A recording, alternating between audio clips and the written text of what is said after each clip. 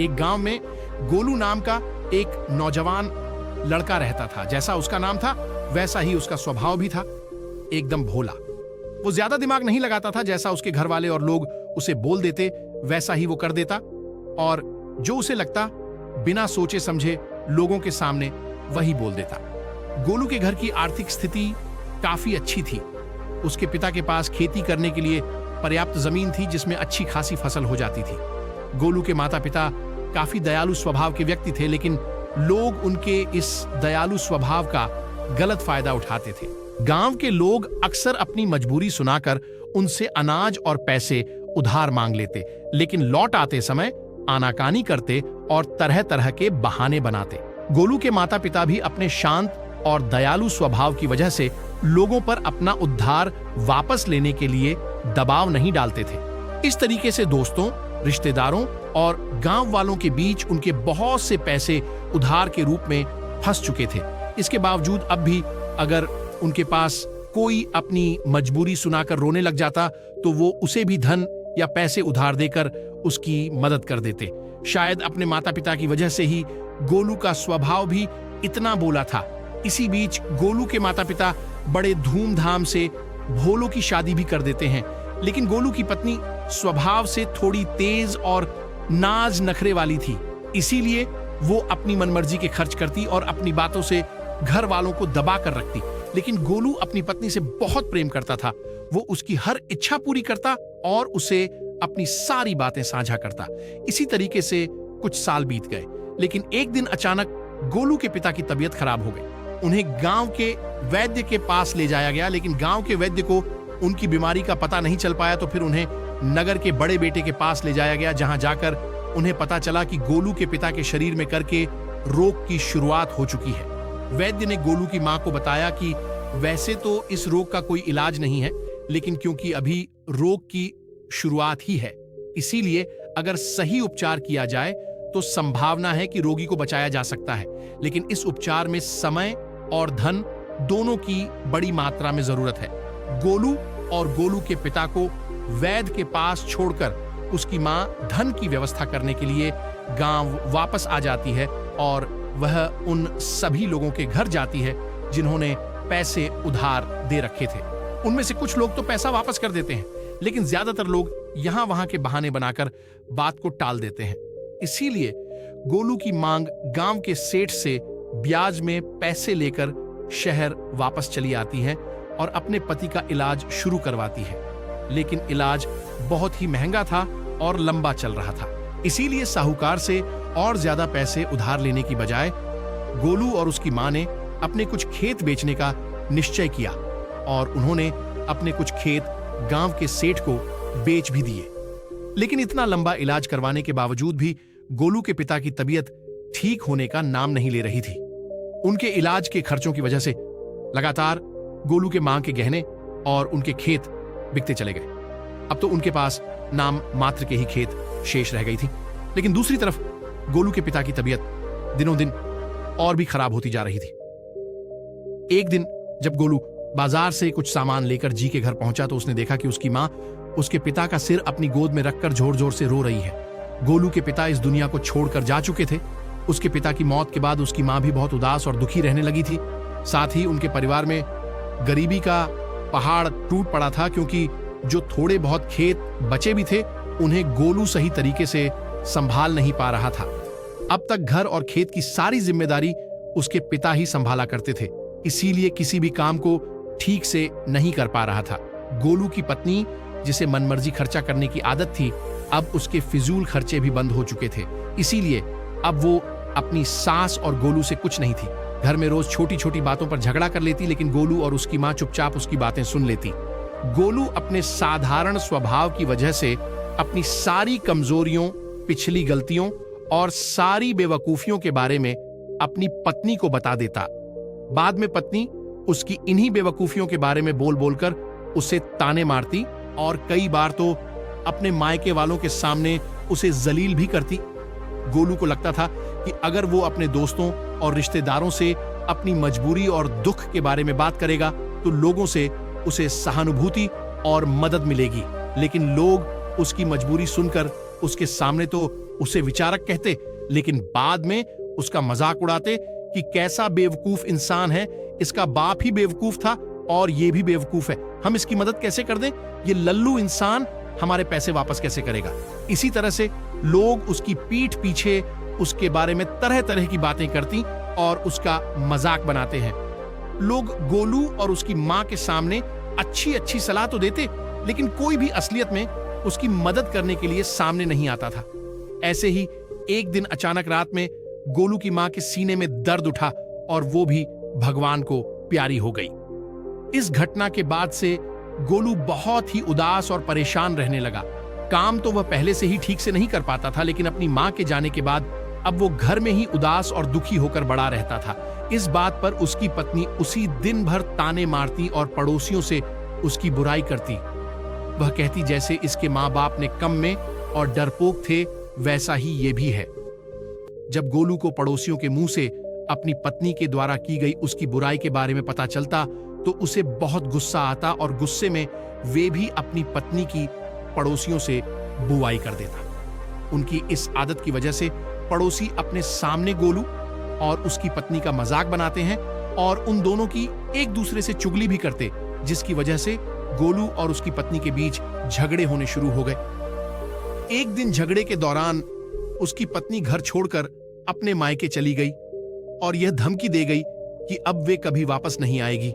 पत्नी के जाने के बाद गोलू और भी अकेला पड़ गया और वो पूरे दिन दुखी होकर अपने भाग्य को कोसता रहता। कई बार तो उसे विचार आता कि अब आत्महत्या ही कर लेता हूं, लेकिन फिर वह कुछ सोचकर रुक जाता। कुछ समय पहले तक जो लोग गोलू को अपना दोस्त, रिश्तेदार और पड़ोसी बताकर मीठी मीठी बातें करते और उसके पिता से सहायता मांगते थे, आज वही लोग गोलू का मजाक उड़ाते और उसे पागल कहते। अंदर से दुखी और पूरी तरह से टूट चुका गोलू बस किसी तरह से अपना जीवन काट रहा था। लेकिन एक दिन गोलू के गांव में एक बहुत ही प्रसिद्ध महात्मा आते हैं। जब गोलू को उन महात्मा के बारे में पता चलता है तो वह सीधे उनके पास जाता है और उनके चरणों में गिरकर रोने लगता है। महात्मा गोलू को उठाते हैं और उससे उसके इस असीम दुख का कारण पूछते हैं तो गोलू अपने परिवार की सारी कहानी महात्मा जी को कहा सुनाता है। गोलू की पूरी बात को ध्यान से सुनने के बाद महात्मा उससे कहते हैं, तुम्हारे परिवार की इस हालत का कारण कोई और नहीं बल्कि तुम्हारा और तुम्हारे माता पिता का हद से ज्यादा सीधा होना और उन पारिवारिक बातों को दूसरों से बता देना है, जिन बातों को कभी किसी से साझा नहीं करना चाहिए। तुम्हारे सीधे स्वभाव का इलाज तो लोगों के द्वारा दिए गए धोखों, तानों और तुम्हारी इस हालत में कर ही दिया है। लेकिन आज मैं तुम्हें उन 7 बातों के बारे में बताऊंगा जिनके बारे में तुम्हें किसी से भी बात नहीं करनी चाहिए। गोलू पूरा ध्यान लगाकर महात्मा जी की बातें सुन रहा था। महात्मा जी ने कहना शुरू किया, पहली बात जो तुम्हें किसी से नहीं बतानी वो है तुम्हारे दुख और मजबूरी। ज्यादातर लोगों के जीवन में छोटा सा दुख और मजबूरी आई नहीं कि वो इसका ढिंढोरा पीटना शुरू कर देते हैं। लेकिन क्या दूसरों को अपना दुख और मजबूरी बताने से हमें उस दुख से छुटकारा मिल जाता है? नहीं, बिल्कुल नहीं, बल्कि ऐसा करने से हम लोगों की नजरों में एक कमजोर और मजबूर व्यक्ति साबित हो जाते हैं। ज्यादातर लोग मदद तो करते नहीं, लेकिन हमारी पीठ पीछे हमारे इस मजबूरी का उपहास जरूर उठाते हैं। जरा सोचो, दूसरों से अपनी मजबूरी बताने का क्या कारण हो सकता है? या तो अपनी मजबूरी बताकर सामने वाले की सहानुभूति हासिल करना चाहते हैं, या फिर उससे किसी प्रकार की आर्थिक मदद चाहते हैं। लेकिन अगर किसी ने तुम्हारी मदद कर भी दी तो फिर वो बदले में तुमसे इससे भी बड़ी मदद की उम्मीद रखेगा, और अगर तुम उसकी मदद नहीं कर पाए तो फिर वो मन ही मन तुम्हें अपना दुश्मन मानने लगेगा। और अगर गलती से भी तुमने अपनी मजबूरी अपने दुश्मन को बता दी तो वह तुम्हारी इस मजबूरी का गलत फायदा भी उठा सकता है, क्योंकि वह समझ जाएगा कि इस समय तुम कमजोर और मजबूर हो और तुमसे बदला लेने का यही सही समय है। इसीलिए अपने दुख और मजबूरी किसी के भी साथ साझा मत करो और लोगों के स्वभाव को पढ़ना सीखो, क्योंकि अगर तुमने लोगों के स्वभाव और नीयत को गहराई से समझना सीख लिया तो तुम खुद को बहुत सी मुसीबतों से बचा सकते हो। वैसे दोस्तों, किसी भी इंसान की असल स्वभाव और उसकी नीयत के बारे में समझना काफी आसान हो जाता है। महात्मा ने कहा, दूसरी बात जो तुम्हें लोगों से साझा नहीं करनी वो है अपनी अतीत की गलतियां और भविष्य की योजनाएं। अतीत में जो भी गलतियां हमसे हो चुकी हैं, फिर चाहे वो हमारी बेवकूफी की वजह से हुई हो या फिर हमने जानबूझकर की हो, उन्हें किसी दूसरे व्यक्ति को नहीं बताना चाहिए, क्योंकि बताने से अतीत की गलतियां तो ठीक नहीं की जा सकती, लेकिन ऐसा करके हम लोगों की नजरों में उपहास का पात्र जरूर बन जाते हैं। हमारी अतीत की गलतियां पता चलने के बाद लोग हमें शक की नजर से देखना शुरू कर देते हैं और लोगों को हम पर भरोसा भी कम हो जाता है, और कई मौकों पर तो लोग हम पर भरोसा करना ही छोड़ देते हैं। भले ही अब हम वो इंसान ना रहे हो जो उस समय थे जब हमने वो गलती की थी, लेकिन लोग फिर भी हमें हमारी उस अतीत की गलती के साथ ही जोड़कर देखेंगे, और यह एक चीज समाज में हमारी छवि को खराब करती है और एक भरोसेमंद व्यक्ति का दर्जा हमसे छीन लेती है। दूसरी तरफ हमें अपने भविष्य की योजनाएं भी लोगों को नहीं बतानी चाहिए, क्योंकि ऐसा करने के दो बड़े नुकसान हैं। पहला, हर व्यक्ति के अंदर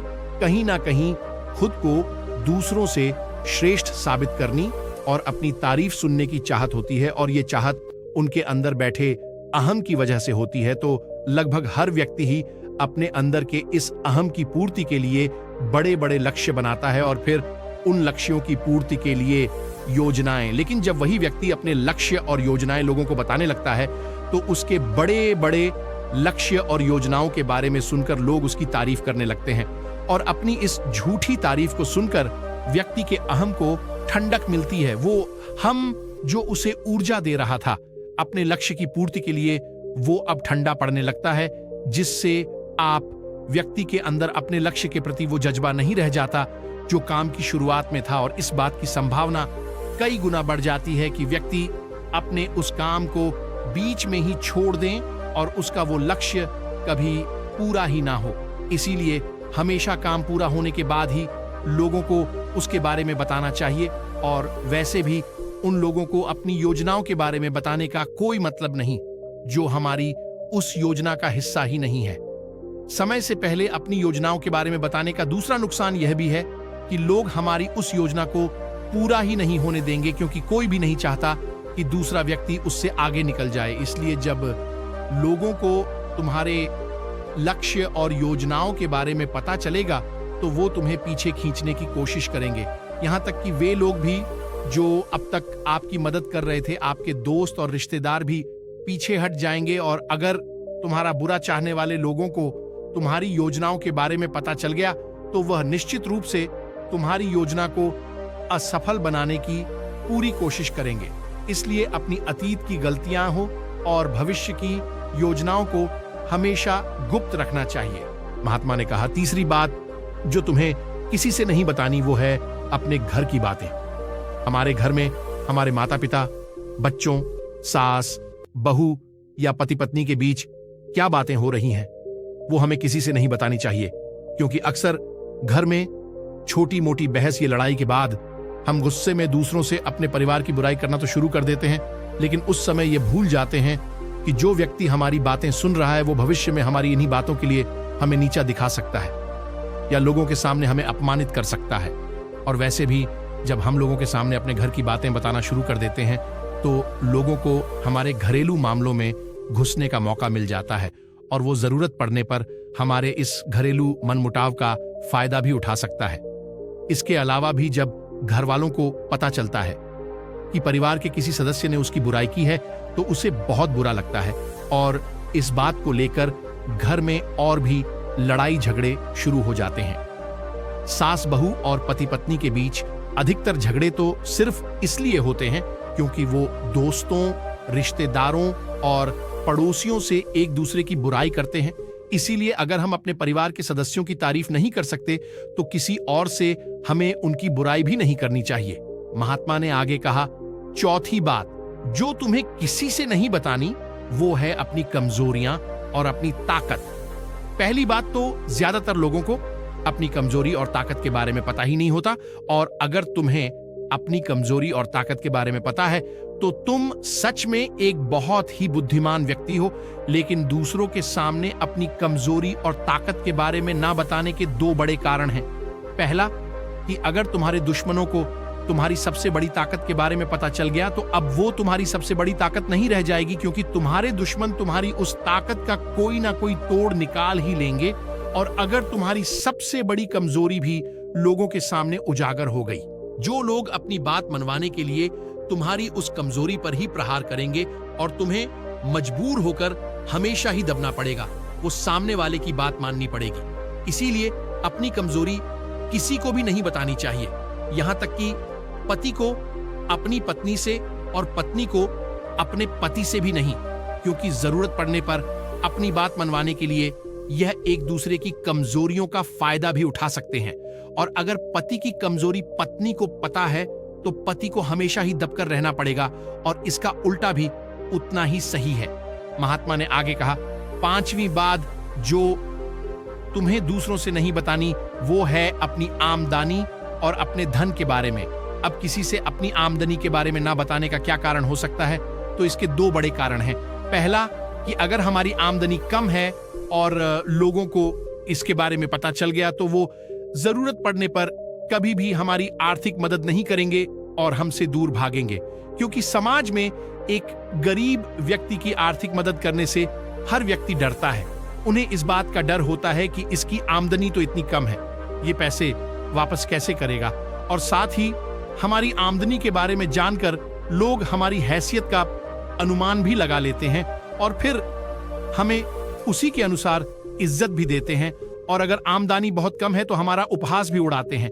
लेकिन दूसरी तरफ अगर आपकी आमदनी ज्यादा है और लोगों को इसके बारे में पता है तो वह छोटी सी भी जरूरत पड़ने पर आपके पास ही आर्थिक मदद मांगने आएंगे, और अगर किसी कारण बस आपने उनकी मदद नहीं की तो वो सोचेंगे कि ये व्यक्ति हमारी मदद कर सकता था लेकिन उसने जानबूझकर मदद नहीं की।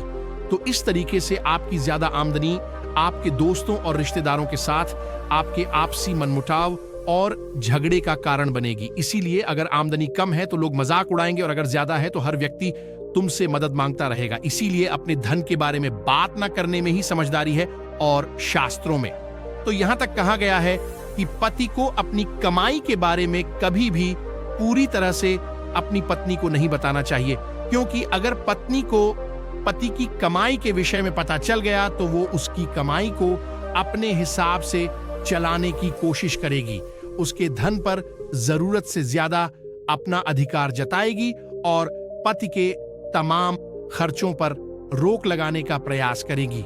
महात्मा ने उसे आगे कहा, छठी बात जो तुम्हें लोगों से नहीं बतानी वो है अपने अपमान के बारे में। अगर तुम्हें किसी कारण से कहीं पर भी अपमानित होना पड़ा है तो इसके बारे में कभी किसी चर्चा ना करो।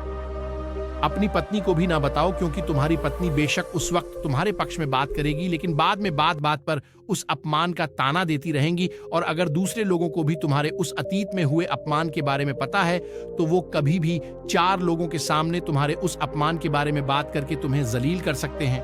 महात्मा ने आगे कहा, 7वीं और अंतिम बात जो तुम्हें दूसरों से साझा नहीं करनी वो है अपने मित्र और अपने शत्रुओं के बारे में।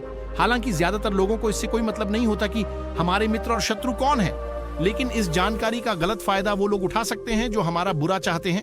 अगर हमारे शत्रुओं को यह पता चल गया कि हमारे मित्र कौन हैं जो जरूरत पड़ने पर हमारा साथ दे सकते हैं, तो वो हमारे मित्रों के साथ अपने संबंध गहरे करके उन्हें हमसे दूर ये हमारे खिलाफ कर सकते हैं। और अगर हमारे मित्रों को यह पता है कि हमारा सबसे बड़ा शत्रु कौन है, तो अगर आने वाले समय में किसी कारण बस हमारा वो मित्र हमारा शत्रु बन जाता है तो वो हमारे उस पुराने शत्रुओं के साथ मिलकर हमारा बड़ा नुकसान कर सकता है। इसलिए अपने मित्र और शत्रु के बारे में हर जगह सबके सामने बखान नहीं करना चाहिए। इतना कहने के बाद महात्मा जी मौन होकर गोलू के चेहरे की तरफ देखने लगे। गोलू की आंखों में आंसू थे, पश्चाताप के आंसू। आज पहली बार उसे महसूस हुआ कि वो अपनी पत्नी, दोस्तों और गांव वालों को अपनी हर एक बात बताकर कितनी बड़ी गलती कर रहा है, और उसकी इसी नादानी की वजह से सब उसे बेवकूफ समझते हैं। और उसकी पत्नी भी उसकी इज्जत नहीं करती और उसे छोड़कर जा चुकी है। लेकिन उस दिन महात्मा जी के सामने ही गोलू ने मन ही मन में यह निश्चय किया कि आज के बाद वो अपने राज किसी को नहीं बताएगा, अपना शोषण नहीं होने देगा और एक जिम्मेदार वो गंभीर व्यक्ति बनने का पूरा प्रयास करेगा। दोस्तों, उम्मीद करता हूं आपको इस वीडियो से एक अच्छी सीख मिली होगी। अपने दोस्तों के पास शेयर करें और चैनल को सब्सक्राइब करें और कमेंट में बुद्धा जरूर लिखें।